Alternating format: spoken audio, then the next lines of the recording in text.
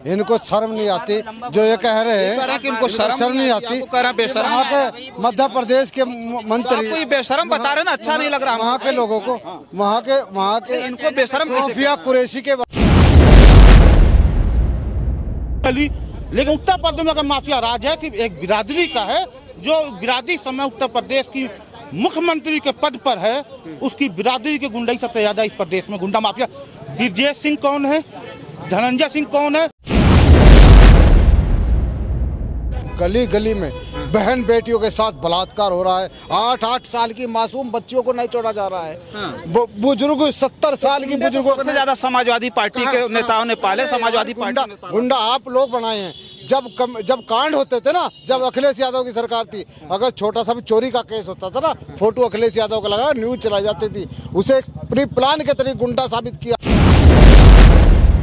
आप चैनल पर नहीं चलाएंगे, खाली समाजवादी गुंडा, समाजवादी गुंडा। अरे तो विधानसभा में खड़े होकर कहते कि भाग गए गुंडा। खुद गुंडे माफिया मुख्यमंत्री है जिन पर खुद केस है, अपने केस खुद वापस ले रहे। महात्मा है, इसे बात ना करिए यार। केस नहीं है, आपको मालूम नहीं उनको केस नहीं है। सब केस खत्म हो गया। किसने पहली बार किसी अदालत ने किया, अपना ही केस मैं खुद खत्म कर लूं। जो है 10 साल होने जा रहे, सत्ता में ना आए हैं ना आ पाएंगे। ये जो आज जिस तरीके से समाजवादी पार्टी यादव सब जा रहा है भाजपा में, और मुसलमानों से कह रहे हैं समाजवादी पार्टी के लोग कि मुसलमानों ये मतलब जो है भाजपा को भगाओ। साथियों नमस्कार, मैं हूं रजनीश और आप जन आदर्श भारत देख रहे हैं। इस वक्त हम उत्तर प्रदेश की राजधानी लखनऊ में हैं और लखनऊ में जिस बात की सबसे ज़्यादा चर्चा है वो है डीएनए की। सोचिए कि लगातार जो उत्तर प्रदेश के डिप्टी सीएम ब्रजेश पाठक हैं, वो समाजवादी पार्टी और अखिलेश यादव के डीएनए पर सवाल खड़ा कर रहे हैं और हमेशा जो है आरोप प्रत्यारोप चला। आज भी बहुत लंबी चौड़ी उन्होंने पोस्ट की है जिस पे आज चर्चा करेंगे कि ये जो डीएनए की बात कही जा रही है, किसका डीएनए ठीक है और किसका खराब है, ये अब लखनऊ की जनता बताएगी। क्या नाम हुआ, परिचय दे दीजिए। अनिल पटेल। अनिल पटेल नाम है। कौन पार्टी के नेता?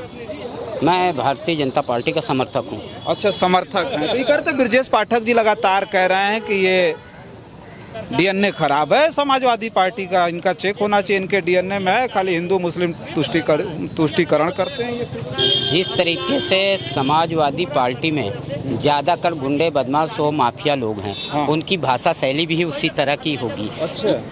आज जब इनके वरिष्ठ नेता शिवपाल यादव जी एक सेना के कर्नल के ऊपर अभद्र टिप्पणी करते हैं, तो उसी को देखकर समाजवादी पार्टी के शिवपाल यादव नहीं करते, क्या बात है? शिवपाल ने कोई समाजवादी पार्टी के नेता राम गोपाल यादव जी जो अभद्र टिप्पणी करते हैं, निश्चित रूप से उसको देख के उनके इनको शर्म नहीं आई। इनका डिप्टी सीएम है, सेना के लिए चरणों में नतमस्तक की बात करता है।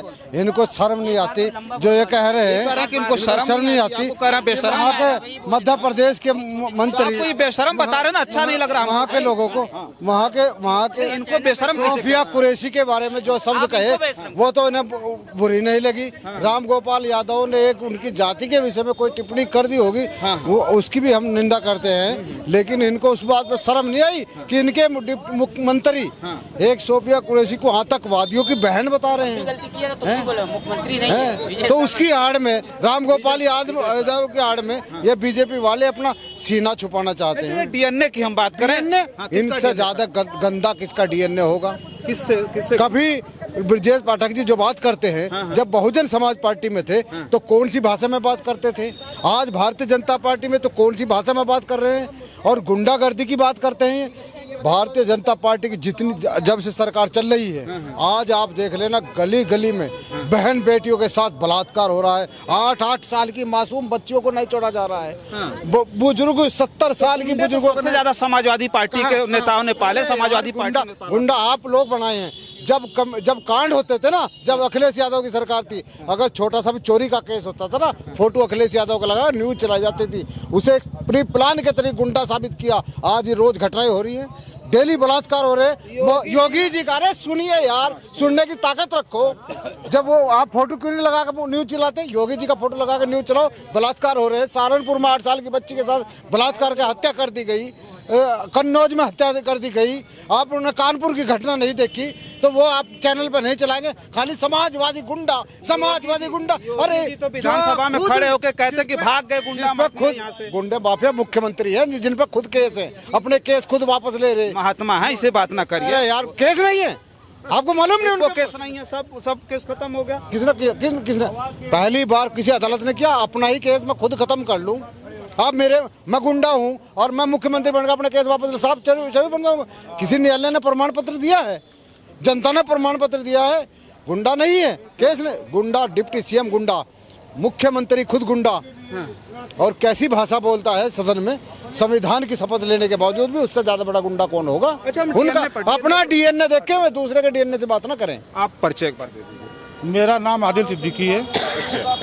क्या ये डीएनए की बात की जा रही है? लगातार ब्रजेश पाठक डीएनए पर सवाल खड़ा कर रहे हैं। आरोप प्रत्यारोप लग रहा है समाजवादी पार्टी के किसी ट्विटर हैंडल से भी इनके खिलाफ डीएनए पर खूब बड़ी लंबी चौड़ी जो है पोस्ट डाली गई। आज फिर उन्होंने डाली है और लग रहा है ऐसा घेर रहे हैं जैसे अखिलेश यादव बैकफुट पर चले गए हों, ब्रजेश पाठक फ्रंट फुट पे खेल रहे हैं। देखिए, इससे पहले एक वार चला था सोशल मीडिया, उसी एक्स पर ऋचा राजपूत नाम की एक महिला है, आपको भारतीय जनता पार्टी की नेत्री हैं, आपको याद होगा अगर जानते हैं, ऋचा राजपूत या ऋचा कुछ नाम है। उन्होंने अखिलेश यादव, डिम्पल यादव की चोटी से कितना पानी निकलता है इसकी बात की थी। बहुत दिन तक ये लगातार, बहुत दिन तक ये लेकिन ये पूर्व मुख्यमंत्री के ऊपर लगातार ये अभद्र टिप्पणी सोशल मीडिया में होती रही कई सालों तक। उसके बाद समाजवादी पार्टी के कार्यकर्ताओं ने जब उनकी टोटी चेक करना स्टार्ट किया तो उनके खिलाफ एफआईआर हो जाती है। देखिए, भारतीय जनता पार्टी या राजनीति इतनी गंदी हो चुकी है कि घरों से निकलने वाला नाला उससे साफ हो चुका है। इसका श्रेय और सिर्फ भारतीय जनता पार्टी को जाता है कि ये एक ऐसी पार्टी है जो कठुआ के बलात्कारियों का स्वागत करती है, बिल्किस बानो के बलात्कारियों का स्वागत करती है। बलात्कारियों का स्वागत करने वाली सिर्फ एकलौती पार्टी भारतीय जनता पार्टी है। और एक आतंकवादी को जेल में, आरोपी को जो जेल से छूट के आई उसको सांसद बनाने का काम भारतीय जनता पार्टी ने किया। इससे घटिया राजनीति हो ही नहीं सकती। तो कह रहे हैं कि समाजवादी पार्टी की जो राजनीति रही, यहाँ गुंडे पलते रहे, बड़े बड़े माफियाओं का हमें उन्होंने पूरा नाम लिखा हुआ है। ब्रजेश पाठक जी ने खुद, मैं नाम बता दे रहा हूँ, एनसीआरबी एक एजेंसी है जो बताती है कि किस पार्टी में कितने गुंडे हैं और कितने माफिया हैं। एनसीआरबी के आंकड़े के हिसाब से भारत के इतिहास में अगर सबसे ज्यादा गुंडे, माफिया, बदमाश इस समय अगर पार्लियामेंट और विधानसभाओं में है तो भारतीय जनता पार्टी के सिंबल पे हैं। और भारतीय जनता पार्टी गुंडों की बात करेगी, जिसके एनसीआरबी का डाटा है कि भारतीय जनता पार्टी के सिंबल पे सबसे ज्यादा विधायक और सांसद गुंडे, माफिया, बलात्कारी, यहाँ तक कि दंगाई, यहाँ तक कि आतंक के आरोपी। देश के गृह मंत्री क्लीन चिट देते हैं यहाँ के मुख्यमंत्री को, साफ तौर पे आकर के मंचों से कहते हैं कि उत्तर प्रदेश में गुंडे माफिया दूर दूर तक नहीं दिख रहे, या तो वो जेल चले गए या ऊपर चले गए, फिर कहीं भाग। मैं मानता हूँ देश के गुंडे mafia, SC, ST, OBC minorities के गुंडे माफियाओं पर बुलडोजर चला, गोलियां चली, लेकिन उत्तर प्रदेश में अगर माफिया राज है सिर्फ एक बिरादरी का है, जो बिरादरी समय उत्तर प्रदेश की मुख्यमंत्री के पद पर है, उसकी बिरादरी के गुंडा ही सबसे ज्यादा इस प्रदेश में गुंडा माफिया। ब्रजेश सिंह कौन है, धनंजय सिंह कौन है? धनंजय सिंह को एक लॉरेन बिश्नोई नाम का गुंडा माफिया हिंदुस्तान की जेलों में बैठ के जिसको चाहता धमकी देता, जिसको चाहता मरवा देता है। वो अपने इंटरव्यू में कहता है मुझे उत्तर प्रदेश, बिहार में कहीं भी जरूरत पड़ती है तो मैं धनंजय सिंह से संपर्क करता हूँ। ऐसे बयान देने वाले माफिया जो इस देश के बड़े बड़े राजनेताओं को कातिल है, जिसको सलमान खान इस देश के सबसे VIP जो कहे जाते हैं कि एक एक्टर है सलमान खान, उनको धमकी देता है। वो आदमी को अगर जरूरत पड़ती है माफियाओं की तो उत्तर प्रदेश से संपर्क करता है, उत्तर प्रदेश के एक राजनेता संपर्क करता है जो भारतीय जनता पार्टी के संपर्क में है।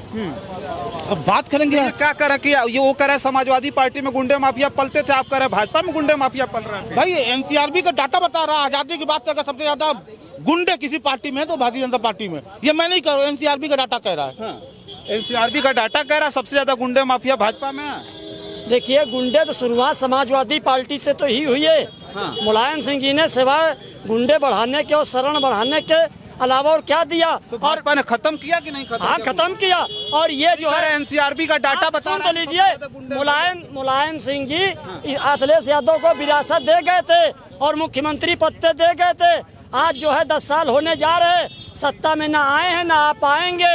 ये जो आज जिस तरीके से समाजवादी पार्टी यादव सब जा रहा है भाजपा में और मुसलमानों से कह रहे हैं समाजवादी पार्टी के लोग कि मुसलमानों ये मतलब जो है भाजपा को भगाओ, ये दोहरी चार राजनीति जो अखिलेश यादव जी की है, ये आपको हम बता दें गठबंधन ठगबंधन में ही जा रहा। एक बात हम ये कह रहे हैं, एक बात सुन लीजिए हमारी बात। वो अभी कह के गए हैं कि योगी आदित्यनाथ जी तो खुदे सबसे बड़े गुंडे थे, अपने जो है मुख्यमंत्री बन के पूरा अपना मुकदमा वापस करा लिया, ऐसे करके बोल। क्या समाजवादी पार्टी में मुलायम सिंह पे तो ज्यादा मुकदमे थे।